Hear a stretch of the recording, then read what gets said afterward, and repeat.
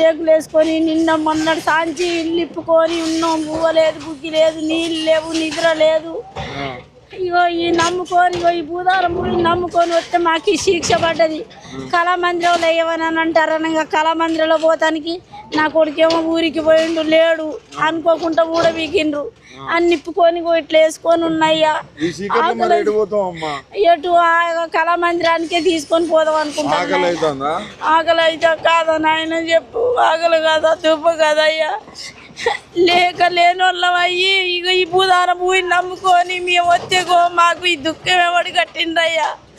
ఈ పరిస్థితి మీద రాత్రి తెల్లవార్లు దోమలు ఒక్కదాన్ని అందరు ఎటోళ్ళు అడిపోతే ఈయన్నే మంచు వేసుకొని ఇట్టినే కొడుకు ఊరికి పోయిండు అయ్యా. ఇక్కడ లేడు. ఇగో సమాన్ రోడ్ల మీద ఉంది, మా బతుకు రోడ్ల మీద. ఎవ్వరు సాయం చేస్తలేదు నాయన, ఎవరు సాయం చేస్తలేదు. ఇట్లా ఇంత అన్నం తినిపిస్తారని అనుకోలేదయ్యా.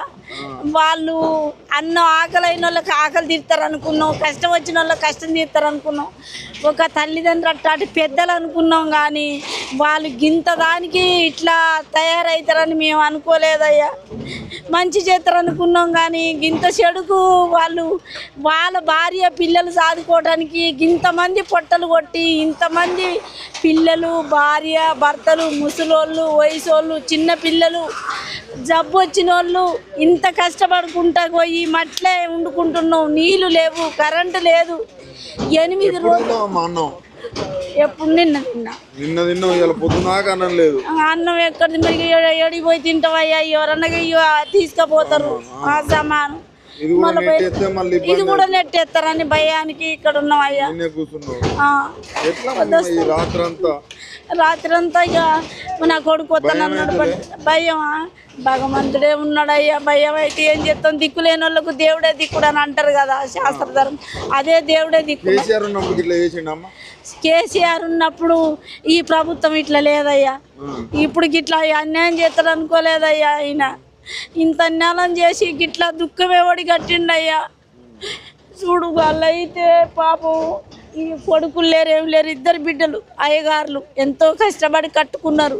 చూడు ఆ భవనం కూలగొట్టాలంటే ఎంత కష్టం అవుతుందో. ఈ రాత్రి కూడా ఏం పడిపోతుంది వాళ్ళకు.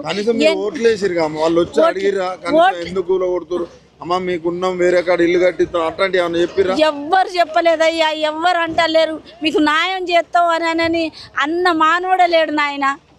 ఏమన్నా పోవాల్సిందే. మీరు ఏ హక్కుతోటి కట్టిండ్రు?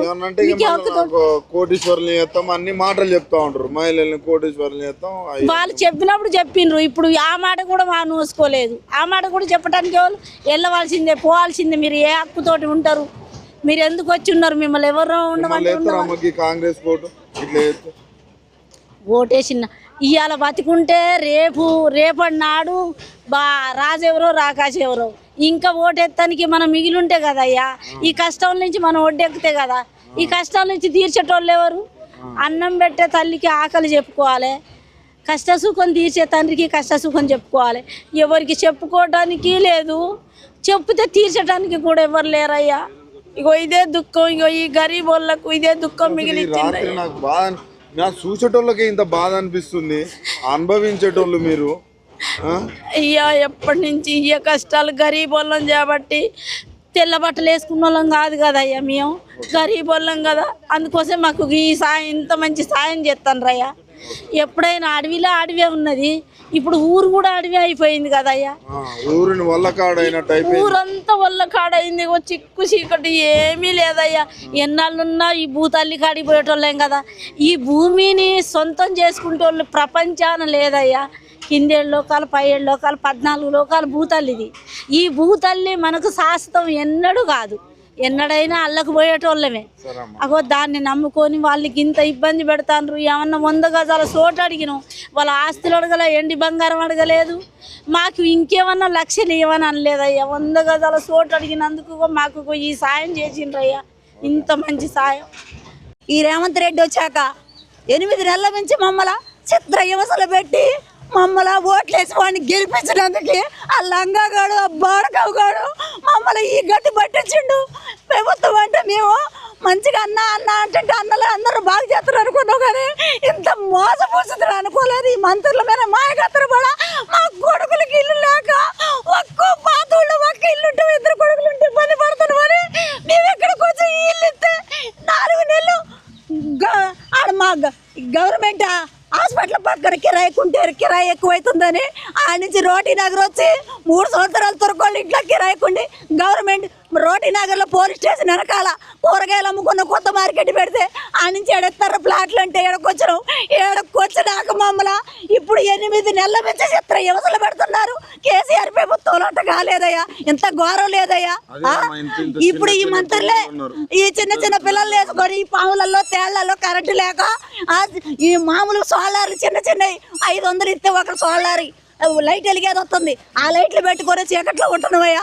4-5 పాము గరిచింది పాము గరిచింది. నన్ను అయితే కుక్క కూడా గరిచి తేలు గరిస్తే ఇగో సూదులు వేపించుకుంటాను. చీకట్లు ఏడిపోతుంటే ఏమవుతుందో తెలవట్లే. మా గవర్నమెంట్ చేశారు ఈ 3 మంత్రులు. ఇలా కడుపుల గాను ఇలా నాశనం గాను మాకు ఇల్లు లేకుండా చేశారు. ఇద్దరేమనుకున్నాం, ఇద్దరు పట్టాలు ఇద్దరేమంటే భద్రం చేసిపోయారు ఈ మంత్రులు. మేము ముండలు పోసినట్టు వాళ్ళ పిల్లలు ఇట్లా చేస్తారయ్యా. ఈ దేశం ఎట్టయిద్ది అనుకోలే. మాకు చేతి గుర్తు కొట్టేస్తే ఎంత చారటి చెక్కేస్తారో ఇల్లు కట్టేస్తారో అన్న ఆలోచనతో మేము ఇట్లా చేసినాం. కానీ ఇంత ఘోరం ప్రభుత్వం. నా పిల్లగాడైతే నిన్న నా ఇల్లు గోలగొట్టకడే మా నాయనమ్మ చచ్చిపోద్దని ఆడుతున్నా మనవడు.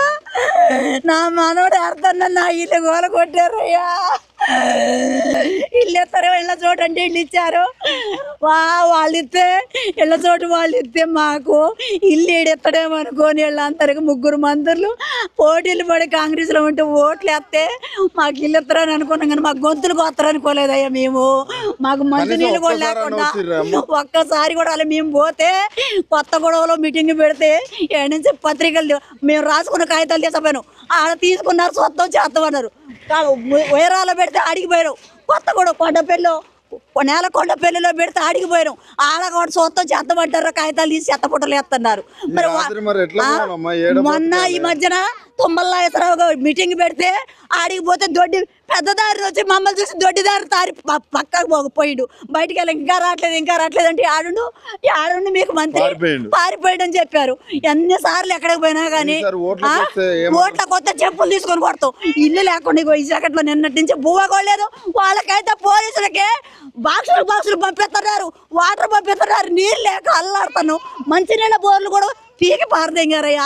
మా గతులు ఎట్లా చేశారు మా పిల్లల్ని పెట్టుకొని అరి గోసలు పడతాను. మేము ఏందయ్యా మా కరము మమ్మల్ని ఎట్లా చేస్తారయ్యా. ఈ ప్రభుత్వాలు ఏం చేస్తారు. ఇప్పుడు పోయి అల్లం ఉండమంటే బొచ్చలన్నీ అల్లకేసుకొని పోతే మీరు బొచ్చలు ఎడక తేవద్దని నా కొడుకుని ఆటో ఆడబెట్టి ఆఫ్ చేశారంట అయ్యా. నిన్నటి నుంచి బొచ్చలు చదువుకుందామంటే ఈ గోల కొడతారు ఆ టెన్షన్ నాకు జ్వరం వచ్చింది. నా కొడుకు అంత ఆడుతాడు. నాకు ఇల్లు లేదమ్మా. నాకు 2 కొడుకులు అయితే ఒక కొడుకు ఒక కొంట ఉంటే అలా ఇల్లు కట్టి ఎడకొచ్చి ఒక కొడుకు సంపాదించుదాం. నా కొడుకు ఏదో ఉడుకో ఒకడికి అనుకున్నా. ఎంత ఘోరం చేస్తుంది ఈ ప్రభుత్వం అనుకోలేదు. నిన్నటి నుంచి మాకు మంచినీళ్ళు లేవు. పొద్దున పోయి పోలీసు వాళ్ళు నిన్నమా వాళ్ళు టిఫిన్లు చేస్తుంటే అడుక్కున్నా కానీ పెట్టలేదయ్యా. అడుక్కున్నా కానీ టిఫిన్ పెట్టలేదయ్యా పోలీసు వాళ్ళు. మా కొడుకులు అన్నం లేదు, నీళ్ళు లేవు. మా పిల్లగాళ్ళు ఏరే ఊరు బడికి తోలుతుంటే వాళ్ళు వచ్చి మాకు అది పెట్టారయ్యా. ఏంటంటే పులిహారం ప్యాకెట్ తెచ్చి రాత్రి. ఎంత ఘోరం ప్రభుత్వం. అదే వాడికి ఏం తెలపోతే మా కోసం పువ్వన్న పంపిడా పువ్వన్న పంపిస్తారు. తెలవనుడు తెలిస్తే ఎలా నివసించాలని ఇట్లా చేశారు ఈ ప్రభుత్వాలు. ఖమ్మం జిల్లాలో 3 మంత్రులు దోసుకొని మమ్మల్ని చంపుతున్నారయ్యా. మా కర్మ ఎవరు ఆలకిస్తారయ్యా. ఇప్పటికన్నా మీ అసంటి వాళ్ళు వచ్చి మా గోడ ఆలకించి మాకు ఇల్లు సంపాదించండి పెట్టండి అయ్యా.